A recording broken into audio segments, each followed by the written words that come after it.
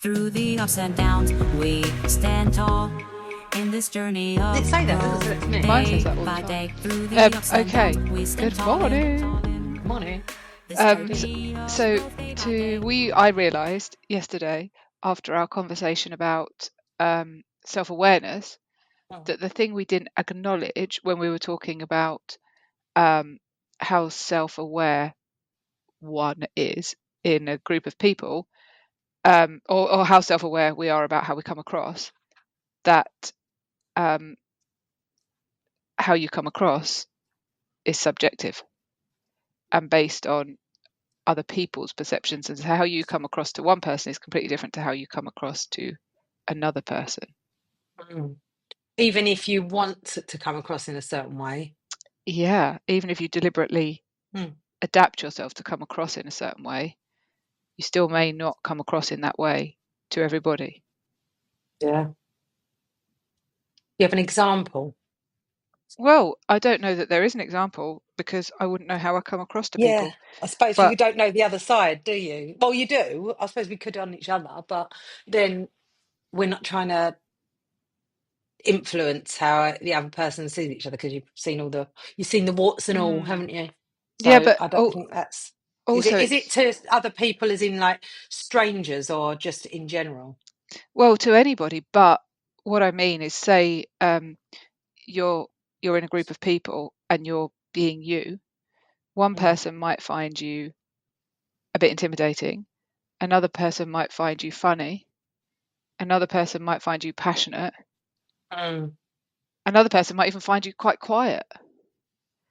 Yeah, I suppose and is that down to whether they're louder than you, I suppose, in that aspect, or Well, it's just all based on their own experiences. So mm. perhaps, I don't know, I don't even know if this is a valid example, but say they had a parent who was the same as you and they found that parent funny, then they might be drawn to you. If they had a parent that was the same as you, but at the same time was hitting them or speaking down to them, Mm.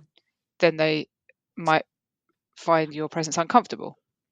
Yeah, yeah, I suppose you could use a phrase or something that's a trigger, say, and then that's it. Your whole um anything you say after that is just irrelevant, really, isn't it? Yeah, or even just your energy. Mm. Oh yeah, And so when we were talking about self-awareness, in terms of how you come across, an awareness of how you come across, well, really, has anyone got any self-awareness of how they come across? yeah, because it's all completely different for each different person, isn't it? I suppose. Yeah. And does that then tie in um, with some people feeling um, a lack of confidence in group settings, a lack of confidence in how, a fear, like a social anxiety, Mm. a fear of negative judgment from others. Um, Obviously they don't need to because Yeah. there's nothing they can do about it, but it's all based on the other person's experiences in life rather than Yeah, so then you don't need to worry about it really because people are going to judge you anyway from their own experiences. yeah, but it's about them, not you. There's a good Yeah. saying, I don't know if you've heard it. I'm not who I think I am. I'm not who you think I am. I'm who I think you think I am. Mm. Yeah, that's a good one. I like that. I've heard something similar, but I'm not very good at repeating things like that. Yeah. But like, yeah, I get that. Yeah, so you could want to come across in a certain way, but then you can't predict how somebody else is going to take Yeah. your meaning. So Yeah. what do we do? What do we do? Well, I just would suppose that self-awareness in that context is a little less important than we made it yesterday. Yeah. And self-awareness is maybe a little focus a could focus a little more on understanding ourselves and making So sure that worry about our yourself rather than anyone else, what anyone else thinks. Then. we'll worry about, yeah, and just making sure that your behaviors are in alignment with how you would like them to be, so that So more going back to your values, then I suppose as well. mm, Going back, that's more what should could matter yeah, than what you're trying to get other people to perceive you as. Yeah. And I guess if you value kindness or if you value consideration, then that comes into it to an extent. Like it's not necessarily about doing whatever you want and not caring how other people feel around you, because then you start to become, potentially hurtful to other people. Mm. So are there times where you say you know that the other person, like I don't know, there's an example that I've got here about sort of the mood and context. So if someone's stressed, they're more likely to interpret neutral actions as negativity. So if you know that somebody's stressed, should you be then changing your actions or your words, or should you just be being you? I think that's the thing where you want to look back into your values, and Mm, I think we just authenticity is key. mm, However, that's that point, isn't it, where if your value is if you value connection with other people, or you value kindness with to other people, then that's going to come in. That's going to be a consideration, isn't it? mm. Anyway, Yeah. so you wouldn't if being you is going to cause problems for someone else who's in a stressed state, then if those values are there, are you Mm, adhering to those values or yeah. not? And then you can't control what others think anyway, can you? Well, definitely Regardless. not. And as we discussed yesterday, even when I've tried to hide characteristics of myself, they've been clearly very evident, apparently. So appears we can't anyway. Yeah, that's it, isn't it? And like you say, if somebody else is triggered by a certain behavior that you're um emitting, or even like you say, your energy could be too much for some people or too little, Mm. then there's nothing you can do about. Well, there's it depends the situation, I suppose, doesn't it? As to whether or not you can influence it.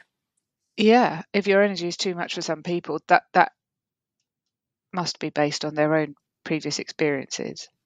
Mm, Imagine a world where everyone was tiptoeing around trying to be someone they're not for everyone yeah. else, when every other person's experience is different. Mm.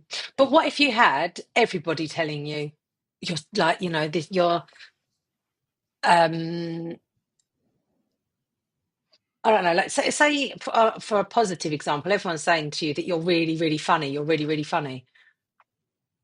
Then should you, is that the case that you're actually then funny? And do you take people's word for it then, if it's a positive thing? And then what about if everybody like you meet says, "Oh, I don't know, you've got really negative energy about you." What would you do with that information? What would I do, Yeah. or what could It someone say, else well, do? you could say it, yeah. Well, what could someone else do? Not you personally, because obviously I know you. But say people that didn't know, that weren't your friends. Say that you were meeting on, "Oh, she's really funny. She's really funny," and then you had another group of people that were like, "Oh, she's not very funny." Well, it would be interesting, wouldn't it? Hmm. But would you take? How would you take if it was at sort of equal sides? Do you take on board what I'm trying to get at is if you're frequently told something, should it be something that you either work on if it's a negative thing, or not work on if it's a positive thing? You need to go inside. I think whether it's negative or positive is again subjective. I Mm, had an experience, the one I maybe you mentioned don't want to be funny. exactly, the experience I mentioned yesterday, on the course, about repeating the same thing over and over. When I mentioned this to a friend, feeling as though it had been a negative, that friend said, "Why do you think that's a negative? Like, why are you perceiving that as a bad thing?" She was like, Ah, "It's a skill to be able to redefine things in different ways, so a group mm, of people can understand it rather than just one person." And also, it's a good time filler in meetings. I've worked with many people that have that have used that technique in corporate. Yeah, I've it's been not like, deliberate, am but I alone here? It just said the same thing. It's like a politician, isn't it? Just said the same thing with different words for an hour. well, maybe I'd be a good It's a politician. skill. Yeah, but you see what I mean. So, Yeah, so you might perceive something as people are saying something negative about you, yeah. but the reality is they might not mean it as a negative thing. It's another minefield, isn't it? Yeah, yeah, Yeah. it's exploration with no answer. Yeah. And so if we then got to, I don't know, not please everyone Well, we and just definitely accept shouldn't it. try to please everyone. I do think it's Mm. really important, excuse me, to own who you are. Yeah. I slept to think about that last night. Who am I? Who are Yeah, you? exactly. That is a thing, but it's in different situations, I suppose. That's what that the way that you'd want to, like, if you're coming, if it's subjective, then it doesn't matter what you put across. Yeah, So you might as well be yourself. you might as well be yourself, and you might as well just accept those characteristics that are unique to you. Obviously not Mm. completely. Okay, so you've said to me before, oh Julia, I love it when you get obsessed with things. Mm. Well, I try to hide the fact I get obsessed with things. So you see that as a negative. You see that as Um, Negative is probably the wrong word, but something that there's a doesn't trait that you don't necessarily. want. Well, no one wants to hear about the same thing on repeat that Oh, I they're do, not because I interested don't in. take it in the first time. Because yeah, But by the fifth time, you might be bored of it. it might take me 5 times to actually understand it. So probably not. So there you go. I'm the wrong See, person. I've Yeah. perceived this as a negative thing, and you're like, no, it's not a negative thing. It's just what it is. And so now I'm happy to just own that and say, this is what I do. But it's like when someone repeats themselves, like Rashad's always telling me that I repeat myself. But I'm like, well, can't remember if I've told you, because you're not here all the time now. So it's not, so Yeah, I'll that's repeat an myself. age thing. That's an age thing. Yeah. Well, yeah, that's what I was, that is definitely true. But I do think that I will politely say to somebody, particularly Pete, or like my other half, I'll say to him, "If yeah, you told me that yesterday. Yeah, yeah, I remember you saying that before." Yeah, Politely. But if it's something, it depends what it is, doesn't it? I suppose. yeah. It is hard to be polite sometimes to people Yeah, and tell Sean's them definitely that not they. polite to me when she tells me that No, I'm but repeating. again, is it a bad thing to tell someone they've told you something before? No, no. Also, is it a bad thing to repeat yourself anyway? Because what if you didn't? What if you hadn't said it? And it was a really important piece of information. Yeah, You'd be glad you heard it a second time. yeah. So, so, um, how do you think there's ways then to adjust yourself ever so slightly? So, if going back to what you were saying, if you're frequently told you've got a negative attitude, Yeah. um, and you perceive that as or you're being told that it's not a good thing, or it's bringing a group down, or it's Mm. what then? Do you walk away from those people and say, well, I want to carry on being myself, and therefore I'm not going to hang out with you any longer because you don't accept me as myself? Or do you work out a way to adapt it slightly I whilst suppose it depends on the still being context, yourself? doesn't it? If it's a group of, I don't know, if it's a group of friends that maybe you've known for a long time, or people you've just met, and so you've got no investment. Like, if it was a group of people that you've just met, would you really care? Because they don't particularly know you. Yeah, I don't know. I personally wouldn't. What about what if? But that's if you had a heap of other friends who were not perceiving you in that way. Yeah. So again, subjective. Yeah, I guess there does come a point where you could, like I've spoken to people who can't maintain a relationship, for example, Mm, and to some extent you can see exactly why they can't maintain that relationship. Like yeah. maybe they just make life quite hard work and no one wants to put up with it. Mm. Well, do they keep going? Do they keep going until they find someone who will accept it, or do they? Yeah. Do they need to do some work on their personality? I don't know if that's even a bit Oh, yeah, extreme, that's a bit much, isn't it? Because that's their personal reality, isn't it? but just And then, looking a little bit at what might be causing that reaction. is it behaviours more than, do you think, or? Well, I think that's just a really vague example. Mm, Um, but where I'm going with it is, you said, well, you wouldn't be bothered. You just let them have that opinion and then be done with it. But there must come a point where someone says, okay, I'm being told this quite a lot, and people aren't telling me it as a positive thing. mm, Is it affecting me negatively? yeah. And do I need to do something about it? I suppose if it's feedback that's constructive, say on, I don't know, work, for example, if you're like, say I sent you a piece of writing or something that I'd ask, like, I'd want to improve on that. So anything that you came back with, and I'd ask for it. So is that the same sort of thing? If you're asking, like you said yesterday about, or on the other podcast about the friend audit.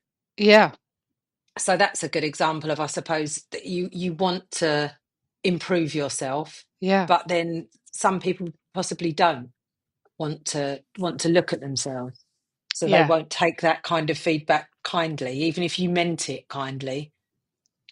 yeah. Maybe we just shouldn't tell other people what we think of them. Oh, maybe that's it. But then, do you then allow other people, if it's a boundary thing, you then, if you don't tell somebody, I'm quite a because firm that's a perception believer. thing as well, isn't it? I'm quite a firm believer these days that boundaries, um, you should walk away from the person rather than expecting them to change to fit your boundary. Mm, yeah, You can give them the option to change, obviously. yeah. So we had The door's open. This is what my boundaries are. If yeah, they take offence, exactly that. Yeah. So mm, rather than expecting other people to adapt to you, yeah. but that takes a lot of self-esteem to walk away from people because they've stepped over a boundary. Mm. I would, yeah, but I don't know. I suppose it's like, if you, yeah, as long as you know what your boundaries are and you're not just in a huff. Yeah, and that's I'm becoming, as you know from our conversations, uh, more of a believer in really having boundaries defined. Mm, yeah. I spoke to a friend yesterday, and they said that their boundaries are based on the person, the place, and the whatever, and how they're feeling on the day. Oh, I think that mine might be too, but I don't think that's right. no. See, I think I've just gone with the flow and been acceptable for, yeah, for different people. Definitely. I would allow different things for different people, but I like you're saying, I don't think that should actually be true. I think it would be good to be really defined about what your boundaries are, so that you can then articulate them better to people, I think. And then I think then maybe you would feel less um, stretched if people overstep them, because you're defined on what they are. No, that's one of my boundaries. That's why I'm feeling annoyed. That's one of my boundaries that you've overstepped. Yeah. if we take it back to the metaphor of the fence around the house, yes, some people, you let certain people into that fence because they're their friends and family. But generally, if your fence runs alongside a footpath, you don't stand at the footpath for the day deciding who you're going to let in, or put a different sign up for different days of the week depending on how you wake up in the morning, saying like, oh, today you can walk through my garden, tomorrow I'll see how I feel. The fence is there. I like that. Yeah, it's Very good, isn't it? profound. Write that down. Picket fence again. Yeah. So if you have those boundaries, it's less personal and it's clear and it's easy and it doesn't matter how you wake up feeling in the morning. Yeah, I like it. Yeah, and you can't, it's like you saying, you can't then, if we're still talking about the perception side of it and the subjectivity, you have no control anyway of how other people think, regardless of what your boundaries are. No. You have no control. So maybe we just all go about and do what we want to be whilst aligning with our values. Yes. So it's basically having your boundaries and your values very clear so that it doesn't matter what other people's perception is because you're being authentically yourself. Yeah, and this is totally something that I would do with someone who was struggling with self-love. And probably we talked about this with the values, but when you write your values and you check them every day, that your choices you're making every day align with them, and you review your values regularly, then how can you not like yourself? Yeah. If you're living in alignment. Yeah. Because if there's something you don't like, then maybe you need to adapt a value. Or you adapt a value rather than, yeah. Well, Is there an say, example? I struggle when people say they don't like themselves, because I think, well, what is it you don't like? Are you being unkind to people and you don't like that? Or do you not think, I mean, what's your perception when someone says they don't like themselves? I suppose I think I don't really know because I think it's like the whole self-love thing. It's a bit of a buzzword, isn't it? Oh, like what is self-love on self-care and things like that. And I suppose it's would you treat yourself? I see it as in, and how other people have explained it to me is they wouldn't treat their friends. Say if you were talking about self-love, would you talk to, if you're talking about how you treat somebody, would you treat yourself the same? Are you treating yourself the same way that you treat your best friend or your child, or So it's in more every about, aspect, I would say. yeah, so it's more about actually how much time and attention are you giving yourself, rather than, I ask all clients, what do you think of yourself? And many people say, yeah, I think I'm all right. Like, I think I'm this, I think I'm that. And some people will break down at that point and say, not very much. I think I'm, there's almost like no point to me. But But are they seeing that as, in what way? Because that's the thing, like I'm looking at it as in what you, like exercise, food, things like that, and rest. Whereas other people yeah, might look at it in a different, like that's another perception thing, isn't it? yeah. Well, they've got a lot of shame, perhaps.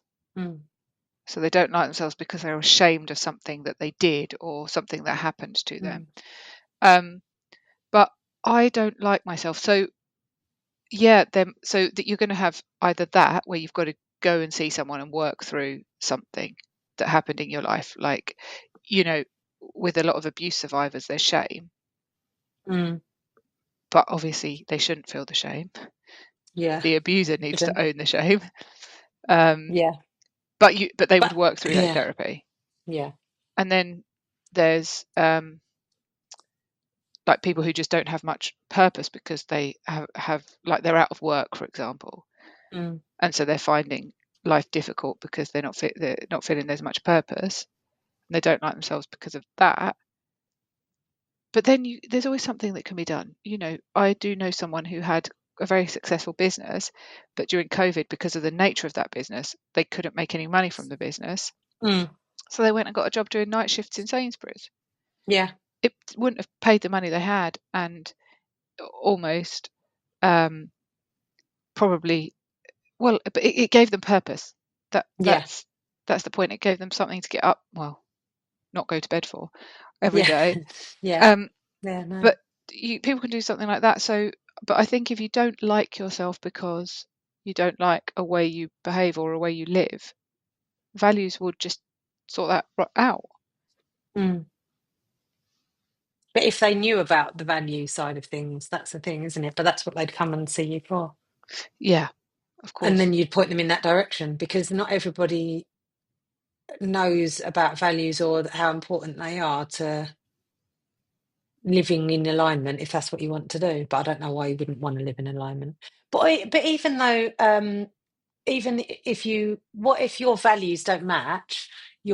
Say you don't necessarily agree, say in your job, for example, you don't necessarily agree with, because it's the same for me in corporate.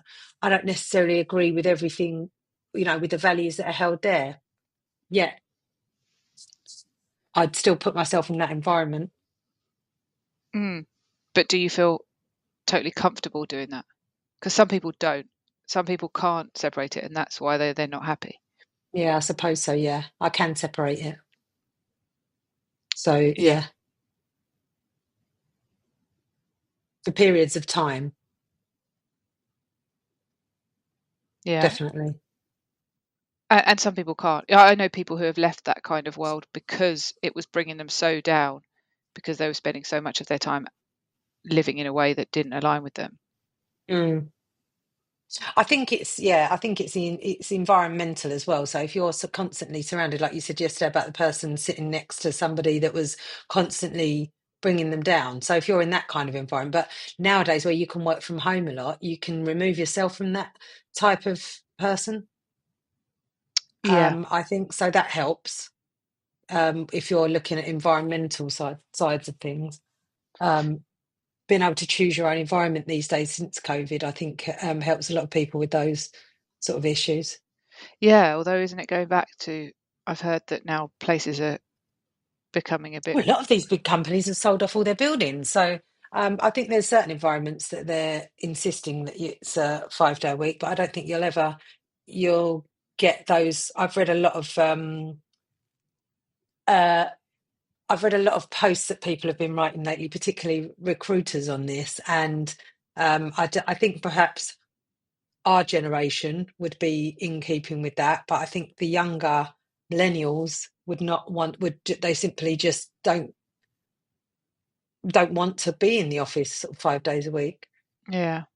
They've come into the corporate world or the working world as such, and the 9 to 5, working from home, and they're like, well, why would we go and why would we want to be away from our home? Mm. So I think that perhaps that's, you can, if as long as you can control your environment in that aspect, I think you're okay. It's when you're thrust into it and surrounded by people that don't perhaps align with your values that you may struggle. Yeah. Although I guess some people, it's company values, like the value of the company they work for Mm. doesn't necessarily align with how they want to.